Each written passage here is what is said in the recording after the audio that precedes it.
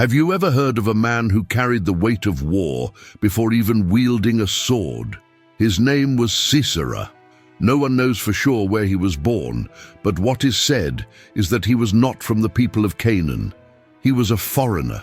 He came from distant lands, perhaps from the Mediterranean region, where the sea kisses the coast with force and ships cut through the wind like blades. He grew up surrounded by iron, not affection. Instead of bedtime stories, he heard war commands. The smell he knew was not that of fresh bread, but of gunpowder and sweat. From an early age, Sisera was molded for war, not by choice, but by destiny. While other boys played tag, he learned to march. While others dreamed of peace, he learned to conquer. Life taught him that compassion was weakness and victory was the only truth. And so he grew up with a hard look, a clenched fist, and a heart trained not to fear. Subscribe to the channel for more exciting Bible stories and turn on notifications so you don't miss any videos. If this content touches your heart and you want to support us, feel free to click on the Thanks a Lot button. All help is welcome and makes a big difference. Years later, his path crossed that of Jabin, king of Hazor. He was a clever, calculating king who saw in Sisera not only a soldier, but a living weapon. He gave him command over his army, and more importantly, over the dreaded iron chariots, 900 of them. These were war machines that cut through the earth like blades dragged by furious horses. When Sisera's chariots passed, the ground shook, and along with the ground the hearts of the Israelites trembled too. He became the king's right-hand man, a name whispered in fear among the peasants, a shadow that seemed to grow every time someone prayed for freedom. It was as if God was silent. And Sisera was getting louder and louder. Hazor was more than a city. It was a monster of stone and iron, with walls as high as mountains and soldiers who seemed to sprout from the ground. Anyone who approached felt the air change, heavy, dense, as if even the wind was afraid to pass. Inside, sitting on a throne made of gold and fear, was Jabin, the king. Cunning and cold, he moved the pieces of his kingdom like someone playing a game whose ending he already knew. And among all the pieces he had, one shone brighter than the rest: Sisera. Sisera was not just a general, he was Jabin's right-hand man. While the king thought, he acted. While the king smiled, Sisera crushed. He was the one who commanded the famous iron chariots of Hazor, heavy, almost indestructible, with sharp blades on their wheels, and horses trained not to retreat.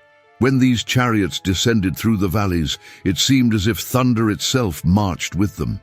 The sound of the wheels cutting through the ground echoed through the hills like a warning: you have no chance. Israel had no strength left. Their cities lay in ruins, their men in hiding, their women weary from weeping. And while the people bowed under the weight of taxes and oppression, Sisera grew in glory. Each victory was an invisible medal on his chest. Each village plundered was another step toward fame.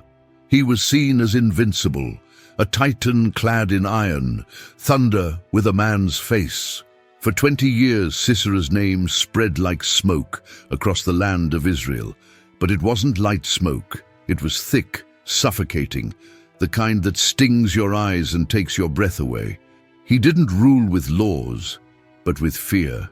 He was the kind of man who made the sky seem farther away and hope seem weaker. The roads were empty. No one dared to travel because the slightest clatter of wheels or neighing of horses was enough to send everyone hiding behind rocks. The iron chariots were like hungry wolves. They attacked quickly, destroyed everything, and disappeared. And where they passed, they left silence. The fields were trampled before harvest. Screams were lost in the air, and even so, he never seemed satisfied. It was as if victory for Sisera was not the end, but an addiction.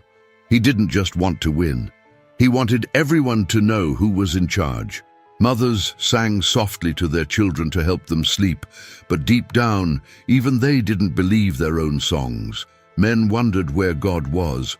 while the people remained crushed under the weight of an enemy who seemed to have no heart, no weaknesses. 20 years is too long to wait for deliverance. It's time to be born, grow up, and lose faith. But it is at times like these, when all seems lost, that something unexpected usually happens. And this time, it would not come in the form of a sword, an army, or a king. The answer would come from where least expected, from a woman sitting under a palm tree. She wore no armor, but her voice had the firmness of someone with a purpose. She listened to the people, but she also listened to the heavens. And when God spoke to her, he left no room for doubt. It was time for someone to stand up, and it would not be Sisera who would give the orders this time. Her name was Deborah, and she was not just any woman. She was a prophetess, a judge, and the voice of God in the midst of chaos. She sat under a palm tree between Ramah and Bethel, and there she listened to the complaints of the people, not hurriedly, but attentively. She was the kind of person who didn't talk much, but when she did, no one dared interrupt her. She had a calmness that seemed to come from above, but in her eyes there was fire. Deborah saw what others did not see. While everyone else could only see the terror of Sisera, she saw the promise. While people spoke of fear, she spoke of faith. And it was in that silence under the palm tree that God whispered something in her heart. The time of oppression was coming to an end. She called Barak, son of Abinoam, a brave man but hesitant, someone who had strength in his arms but doubts in his heart. And when he arrived, he heard something from Deborah that seemed impossible. God commands you to fight Sisera. Gather 10,000 men and go to Mount Tabor. The Lord will deliver Sisera into your hands. But Barak did not respond with a firm yes. He looked at her, took a deep breath, and said, I will only go if you go with me. It was not cowardice.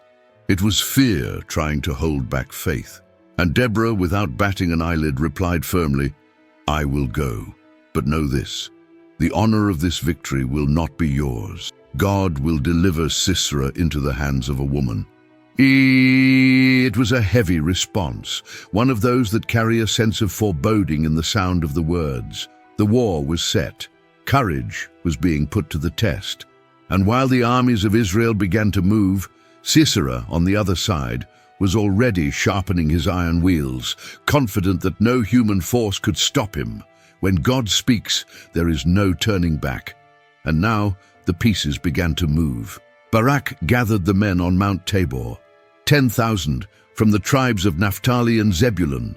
They were not professional soldiers, nor did they wear shining armor. They were simple men with calloused hands, more accustomed to hoes than swords. But there was something new in them, hope, and beside them stood Deborah, standing firm, as if she were the sky itself with open eyes. Down in the valley of Kishon, Sisera heard of the movement and wasted no time. He ordered his 900 iron chariots to be prepared. The noise of the wheels was like a war drum echoing across the land. The horses whinnied impatiently. His soldiers smiled with contempt. After all, what were 10,000 men without experience against his machines of destruction? But as Sisera descended full of confidence, something invisible began to form. A wind, a different smell in the air. The sky, which had seemed clear, slowly darkened. Heavy clouds gathered like a silent army. It was not just a battle between men.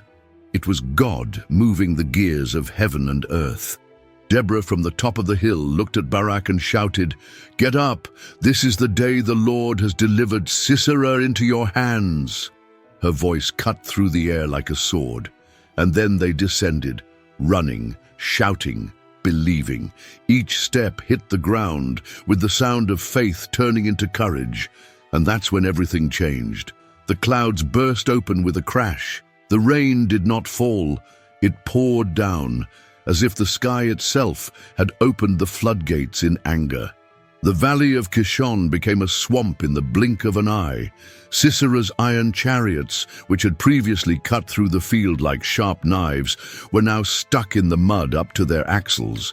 The horses whinnied, slipped, and fell. Soldiers shouted, trying to push the wheels, but all they managed to do was sink further. Confidence turned to confusion. Strength turned to burden. Sisera looked at it in disbelief. He had never lost.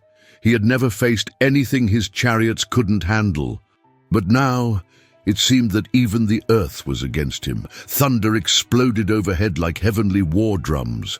Lightning streaked across the sky like blades. And between one flash and the next, the cries of his men mingled with the sound of the footsteps of Israel, who was coming down with fury and faith. Barak and his 10,000 no longer looked like peasants. They ran as if they had wings on their feet. They shouted as if each of their souls carried years of oppression.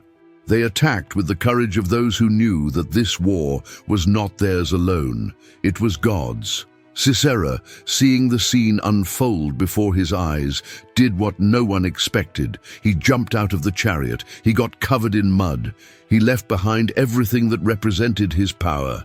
He ran like a man who no longer believed in victory. He just wanted to survive.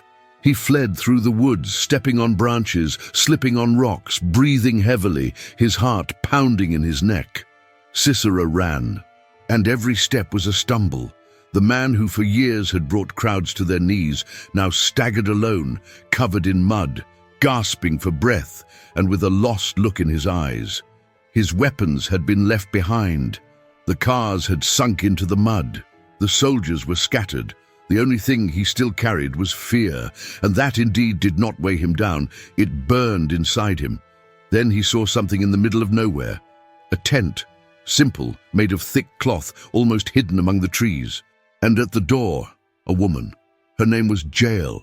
She was the wife of Heber the Kenite, a people who, in theory, lived in peace with Jabin, the king of Hazor.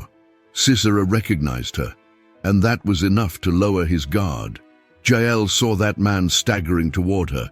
The terror of Israel now looked like a common fugitive, begging for shelter as one begs for air. She was calm, serious. She invited him in. She said he would be safe there. He believed her. He went in. He lay down. He asked for water. And what he received was warm milk served with gentle hands. He asked for silence, and she covered him with a thick cloth, like a mother covers her tired child. His eyes slowly closed like someone who is far from suspecting any danger. Sisera slept, a deep sleep, heavy, as if, for a moment, he had forgotten who he was, but Jael did not forget. She knew who he was. She knew what he had done, and she knew, above all, what she had to do. While he slept, she walked to the corner of the tent. She picked up a wooden stake. She also picked up a hammer. Her hands trembled, but not from fear. It was the steadiness of the right moment. The silence inside was so strong that she could hear her own thoughts. Jael stood there next to Sisera, watching him sleep deeply as if the world had stopped. The noise of war, still echoing in the distance, seemed not to reach that tent. All that could be heard was the sound of warm milk cooling in the bowl, the slight crackling of the canvas in the wind, and the heavy breathing of a man who thought he was safe. She held the stake tightly. It was a simple stake, the kind used to secure the tent to the ground, but at that moment it became a weapon. The hammer was in her other hand. There was no hatred on Jael's face, but there was determination. It was not out of anger, it was for justice. For a people, for something greater than herself. With light steps she approached. Sisera didn't even move. The warrior whom so many feared now slept like a tired baby. But that sleep would not be awakened. Jael knelt down. She adjusted the stake over his head, right there, on his temple. She took a deep breath, and with a single blow, dry, direct, accurate, she ended the story of terror that Sisera had written with blood. The sound of the hammer echoed like muffled thunder inside the tent. And then, total silence. Peace finally invaded that space. There was no screaming, no fighting, only the certainty that, on that early morning, an ordinary woman had risen up like a giant. Shortly thereafter, Barak arrived. He was still searching for the enemy. Jael called him in a firm voice and said, "Come here, I will show you the man you are looking for." When he entered and saw Sisera lying dead with the stake driven into the ground, he understood that God had done exactly what he had promised. Victory had come at the hands of a woman. Far away, where the war was still just a distant rumor, a woman looked out the window. The sun was setting, painting the sky red, and she remained there, motionless, waiting. It was Sisera's mother. No one needed to say it. It was in her eyes, in that gaze fixed on the horizon, as if counting the seconds to hear the sound she knew so well, the rumbling of iron chariots returning from victory. She adjusted her veil, paced back and forth, returned to the window. The servants tried to calm her down, saying, "He's just taking his time because he's dividing the spoils. Maybe he's setting aside an embroidered dress for you." Empty words, thrown to the wind like dry leaves. They spoke, trying to fill the silence, but the truth is that the silence only grew. That woman knew her son. She knew the sound of his hooves, the rhythm of his chariot, the time it took between battle and the victory parade. But on that day, something was different. Time passed too slowly. The wind blew from the wrong direction, and the silence. The silence was already screaming. She didn't cry, not yet, but there was something in the air that already made her heart ache. A strange feeling, as if the world were about to change. Maybe it was instinct. Maybe it was God whispering, even if she pretended not to hear. Outside, the road remained empty. No dust in the air, no sound of wheels, no banners appearing on the hilltop, only twilight stretching out like a dark veil covering hope. While Sisera's mother remained silent, her eyes fixed on the empty road, Deborah raised her voice before all the people. It was not a battle cry. It was a song, strong, firm, full of meaning. Each word was like a stone thrown into the river of history, creating waves that would spread for generations. She did not exalt swords, nor did she celebrate chariots. She praised the God who uses the unlikely, who wins with rain, who brings down giants using hands that no one expected. And there was Jael's name engraved in the middle of the song. Deborah did not call her a warrior, but blessed among women. That simple tent became a stage of victory. The wooden stake became a symbol of courage, and the name of Sisera, which once provoked fear, was now just a memory of defeat, a distant echo of a power that thought itself eternal. The Israelites, silent for years, now sang. The feet that had once been hidden now danced. Freedom had returned, not with pomp, not with a crown, but with blood in the valleys, courage in their eyes and faith in their hearts. The terror was over, peace had come, and for 40 years the land rested. But this story does not end with the defeat of an enemy, because God's stories are not just about victories, they are about transformation, choices, and the paths each person decides to follow. Sisera's name may have disappeared from the map, but his memory still cries out as a warning, as a mirror, and perhaps now, after following this journey so far, from Sisera's first step to his unexpected end, the question that remains is not just what happened to him, but what his downfall reveals about what awaits us when we choose the wrong path. Sisera's story ends on the floor of a tent, silently and unexpectedly. But what remains is not just the tragic end of a commander. What remains are the warnings hidden in the details, the whispers of God at every turn. Sisera was strong, respected, feared, but he was also blinded by pride.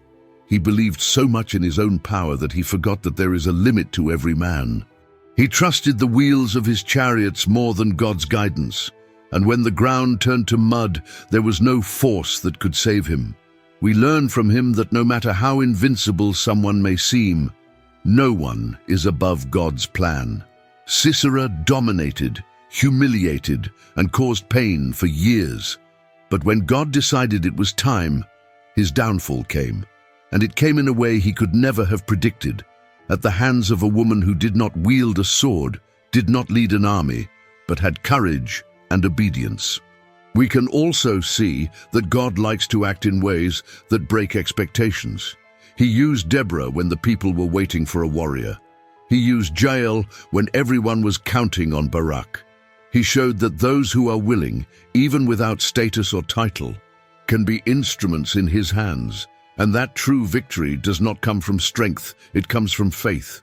The story of Sisera calls us to look within ourselves. Have we been relying too much on our iron wheels, on what we think controls everything? Are we, without realizing it, running down the same path, believing we are on top, when in fact we are one step away from falling?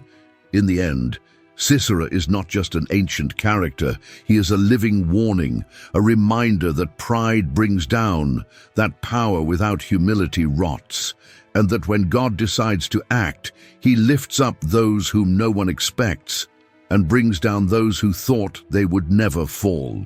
If you enjoyed the story of Sisera and want to continue following other stories of faith and overcoming adversity, be sure to like this video and share it with your loved ones.